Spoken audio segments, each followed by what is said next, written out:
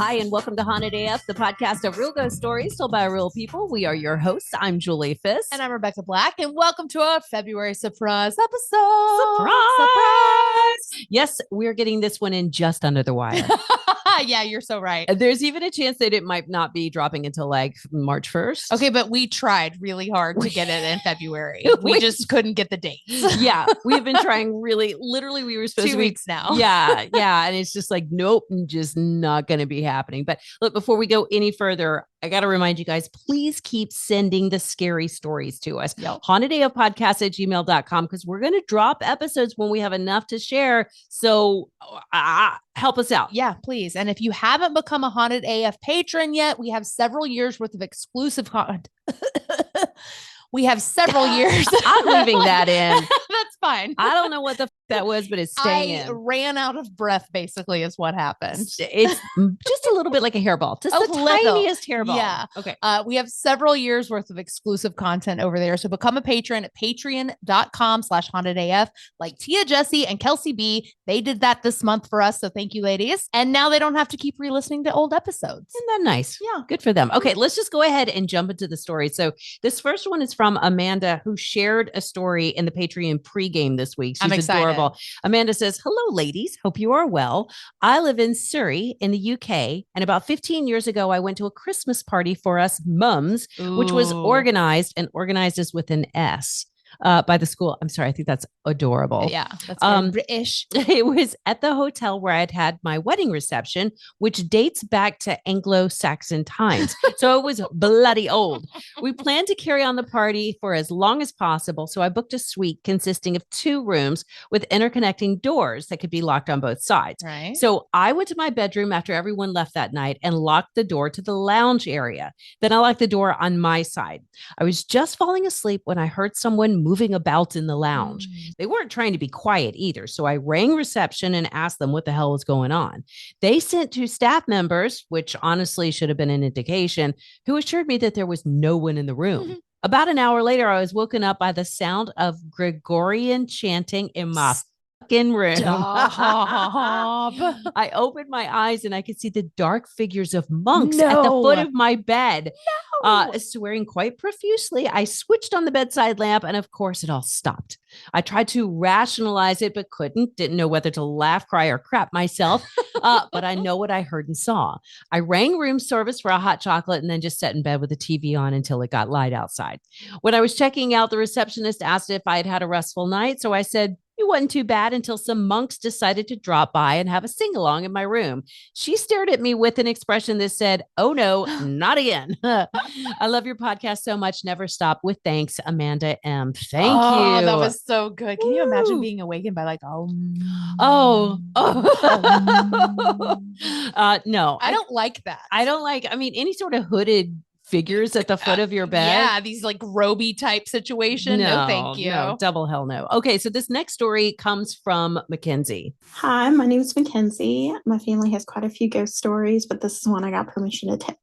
This story would be about when my mother was a teenager. And it's actually about her older brother. So his name was Jason, and he decided that he was going to go out to see some of our family in West Virginia. So he packed up the car with a girl he was interested in at the time and one of our cousins, and he set out on the 3.5-hour drive. At the end of the weekend, they began the drive home. Well, our cousin Timmy came upstairs and sat down. He looked up, and my Uncle Jason was just sitting there across from him. I mean, he didn't look abnormal. He was just sitting there plain as you could be. So Timmy starts talking to him, and Jason's not really replying to him. He's just kind of sitting there. And Timmy's just like, "I thought you guys had left." And then what scared the ever-believing life out of him, he just began to disappear until there was just nothing there anymore. And Timmy was the baby of the family, so he got really scared and just started flipping out, and he was afraid that nobody was going to believe him. But it scared him so much that he went straight to his mama and told her exactly what he had seen.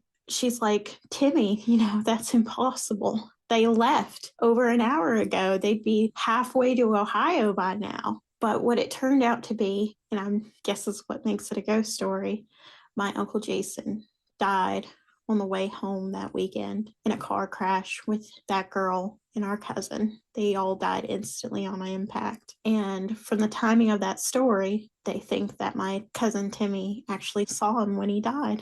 And that's my ghost story. Oh my God. Oh, wow. That was like my mouth dropped. Yeah. And we've got a bunch of like creepy kid stories this week. Like here, this Awesome. next one. All right. So this comes from Jennifer. Hello, ladies. My name is Jenny, and I have some stories for you. Back in 2005, my son Ethan was 4 years old, and I was in a relationship. One day, my son said to my boyfriend, Grandpa Danny says hello. My boyfriend turned white because his grandfather died when he was 16. We asked where he saw him, and he said, he's right behind you. Ooh. Chills. Ooh. So a few years later, in 2008, my grandmother passed away, and we were very close with her. The day she died, I was an hour and a half away. So I waited for the kids to get out of school before leaving for our family's house. When I picked him up from school, he said, guess what I saw today, Mommy? I said, what, baby? And he said, I saw an angel go to heaven. I was speechless. I asked, what did the angel look like? He said, they looked happy. I'd like to think that this was my grandmother letting us know that she was okay and happy. Thank you guys. Love the podcast. You guys are awesome, Jennifer. Oh, I like started to get a little choked up there. Thank you, Jennifer. Okay, so this next story comes from Brandy. Hi, Rebecca and Julie. This is Brandy from Kansas. This ghost story comes to you from about 1996. My husband and I at the time had just bought actually my grandparents' house. My grandfather had passed away, and it was too much for my grandmother to keep up with. After closing, we had a few weeks before we moved in that we were going to make some improvements and some remodeling. It was a Saturday afternoon, and we were there by ourselves working on stuff, and we were in the kitchen. So he had left, and he was going to get Subway and bring back lunch. And so I continued, scraping wallpaper and all of that. We had the radio on, and I hear my name. In my mind, I just knew, it's been about 20 or 25 minutes. That must be him at the front door, and he needs help getting in. So I put down the scraper and head out towards the front door and immediately stop when I see the porch. There's no one there. Well, that's strange. Maybe I didn't hear my name. You start looking for logical explanations, and I'm sure it was probably something at that point in the song that just sounded like my name, right? It's kind of like Hungry Like the Wolves. Mm-hmm. Remember hearing that when I was young, and she starts yelling, Ma. Yeah, that tripped me out as a kid. Anyway, so I thought, well, maybe it's something like that. So I went over and turned off the radio, go on scraping and, off in thought, and I hear my name again. And I am certain this time because it's definitely my name now. So I head out of the kitchen, and again, I stop. Front door is closed. Nobody's on the front porch. I go ahead and walk back to the bedrooms thinking, okay, he's messing with me. I go through every room. There's no furniture in the house, so it's real easy to see. Nothing. So I go back to the kitchen, a little creeped out at this point, and go back to scraping as I'm looking over my shoulder and listening for every creak and sound. And I hear my name a third time. This time I'm like, this is it. So I come out of the kitchen. I'm already yelling. I'm like, you're not going to believe. And I stop. There's no one on the front porch. So I go back through the kitchen and I open the garage door so I can see the entire driveway, and his car is not in the driveway. He is not there. I go back inside and I say, okay, Papa, if that's you, I just need you to know we're going to take really good care of your house. We're going to fix it up. We're going to make it our home. You are welcome to stay as long as you want, but please don't scare us. And that was it. I told my husband at the time about it when he got back. He had actually experienced some things in that house with me before we purchased it. So he very much believed me, but nothing ever happened again while he and I lived in that house. But I do have some stories from before for another time. Thanks. Keep doing what you're doing. I love the podcast. Thank you, Brandy. And please send in those stories. I'm going to tell you right now, I would have turned the radio up, not off. If I'm hearing my name being called somewhere or, like, Ma, let me turn the radio up so I don't hear it anymore. Yeah. Well, two things. I like that she finally addressed it and said, hey, cut it out, which is the one thing we always tell people to do. Absolutely. The other thing, Hungry Like the Wolf. She is not yelling Ma. What is she yelling? I don't know. She's like, it's like, oh, like sexy. That's what I've always thought. But what if it's sexy Ma? Like, Ma. Shut up, gross. Like, ew. But also, like, why would Simon Le Bon be singing like Hungry Like the Wolf and then have a woman in the background going, Mom? That's a great question. You're right. I always thought it was supposed to be like sex sounds. It probably is. Because what else is he hungry for? Mom. Okay, wait. He had mommy issues. We don't know. So we have some more audio in just a second, but I have to tell a story before I forget. I know that I'm going to forget to tell the story. Is this your not ghost story? Yes. Don't give it away. It could you can be. Delete that. So my husband's out of town right now. So he's down in Austin visiting our other daughter. Right. And so I'm on my own last night. And I don't know. I was woken up by scratching on the wall behind me. Like, yes. And both of the cats were in bed with me. So it wasn't them. Right. And I just had that moment of like, shit. What do I do? First it was scary, but then it was rats in my mind, so I'm like, just as awful, which is just as I would rather have a ghost than rats, I think. So if you're in my position, what do you do? I would have started beating on everything. Every wall would be beating on. I would have pulled all the sheets back. I would have light all the lights on, whatever I could possibly do to like scare out these ratty rat things. I put my pillow over my head and went back to sleep. Of course you did. I was like, this noise, I'm so not getting involved right now. I went back to sleep. And then around 3:00 in the morning, I woke up to use the bathroom and I'd forgotten about it. No. So I'm in the bathroom, which is next to our closet, and I hear meow. And I had locked JoJo in there and not realized it. I thought she was under the covers with me. Oh no. So it was poor just JoJo. Poor JoJo stuck in there for hours by herself, scratching the wall, trying to get our attention. I know, but I had that moment of like, oh, this is terrible. I'm going back to sleep. Gonna hide. I'm gonna pretend like none of this is happening. Okay, so this next story comes from Morgan. Hi guys. I listen to your podcast while I go to the gym, so it like makes me run faster. But finally, I decided I would send you some of my stories. I started having weird experiences when I was a little kid, and my cousin had passed away when I was 5. He was a lot older than me.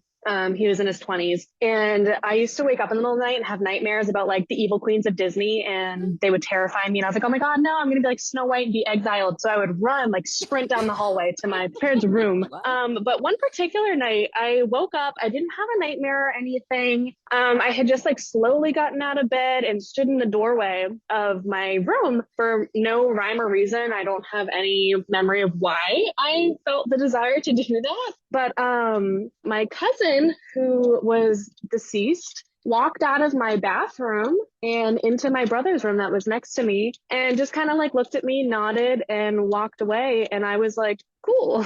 And the next morning I told my mom, I was like, Mom, he was in our house. Like, he's okay. And she was like, oh, like, I'm sorry, but no. And so that day, my dad was trying to get a frog out of the pool. My mom was doing dishes, and there's a window that overlooked the pool area.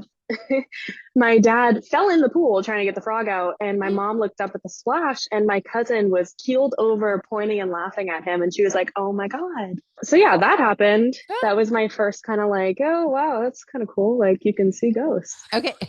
Morgan sent a bunch of stories. That's awesome. Isn't that awesome? Yes. But Morgan sent these stories in 2020. Oh, Morgan, we are so sorry. 4 years ago. Yeah. I suck. I'm so sorry. And she hadn't even gotten a thank you for reaching out. Oh man. Yeah, I'm trying to go back through and find some of these. And yeah, she sent a ton. I think that's part of the reason her audio file was 30 minutes long. Yeah. Oh gosh. So I think I started and was like, no. So we're going to keep digging through those. Thank you so much, Morgan. Also had to say big thanks to Sharon Von Buskirk, who sent this. What a great name. Sharon Von Buskirk. God, you are so fancy. Yes. So Sharon sent a findatgrave.com link to us about Andrew McCrew. Have you ever heard of this man? That sounds very familiar. Why would I know that name? So, okay, there might be a reason. Okay. So I had never heard this story before, and I just felt like it needed to be shared or reshared in case you are familiar with it or read the story that Robert Wolanski wrote back in 2019 for the Dallas Morning News. That's cool. I'm going to read sections of this because Wolanski is a great writer, and So he really good. captured the story. So Andrew McCrew was the amazing petrified man. It sounds so familiar. A traveling corpse of a homeless man who eventually wound up in a Dallas basement and then finally in the Great Trinity Forest Cemetery. Oh, wow. That's creepy. His headstone says he was born in 1867 and by all accounts died in 1913 just outside of Waco. McCrew allegedly fell from a boxcar where his leg was severed and he bled to death. So his body was taken to a funeral home where the director used experimental embalming fluid on his corpse. When no one came to claim the body, a carnival owner bought McCrew, dressed him in a tuxedo, and took him on tour, charging people a dime for a glance at the amazing petrified man. Yes, I remember this. Yes. So the carnival folded sometime in the 1930s, and the contents were bought by a wealthy man who collected show business paraphernalia. But even then, they didn't bury this poor man. In 1964, McCrew was found in a Houston warehouse where chickens were roosting in his coffin. Whoa. No one could find family members, so Frank Lott Sr. of Lott's Mortuary offered to bury him for free. So this story keeps going, though, because Don McLean, the Bye Bye Miss American Pie guy, saw McCrew's story in the New York Times and wrote a song about him. No way. So a Chicago radio station played it so often that listeners started asking about the man who was described as a mummy at the fair, all crumpled in a folding chair. That is it's so sad. DJ Roy Leonard found out that he had no headstone and he offered to cover the cost. Then an additional marker was made with a line from the song. So here's the line. Well, what a way to live a life and what a way to die. Left to live a living death with no one left to cry. Petrified amazement and wonder beyond words. A man who found more life in death than life gave him at birth. That is sad. Oh my gosh. Oh, so that's truly heartbreaking. we're going to post links to the story, but I didn't have any luck finding photos of him, of the actual petrified. And I'm sure they're out there. They have to be. But we're not going to share them or post them because I felt guilty even looking for them. Because this poor man, he went through enough. Like, sure. I don't blame you guys if you want to look for him. We're all disgusting. I'm going to Google immediately. I know. Yeah. Send it to me if you find it. Exactly. And by the way, you guys, you can find all of that on our companion blog, hauntedaf.com. While you're there, check out our online store because we've got all this cute merch, all this awesome stuff. Remember, keep telling your friends about the podcast. Keep leaving us good reviews anywhere you possibly can, especially Apple Podcasts, because they score us higher the more we have. That helps a lot. Yeah. By the way, we haven't gotten a really good Dead Pet of the Week story in a long time. We haven't. No, you're right. And we've got all these amazing Dead Pet of the Week theme songs. Absolutely. So yes, please send those stories along with your weird shit or glitch in the matrix, all that spooky stuff. Send it to hauntedafpodcast@gmail.com so we can use them this March. Hopefully. Fingers crossed. At Haunted AF.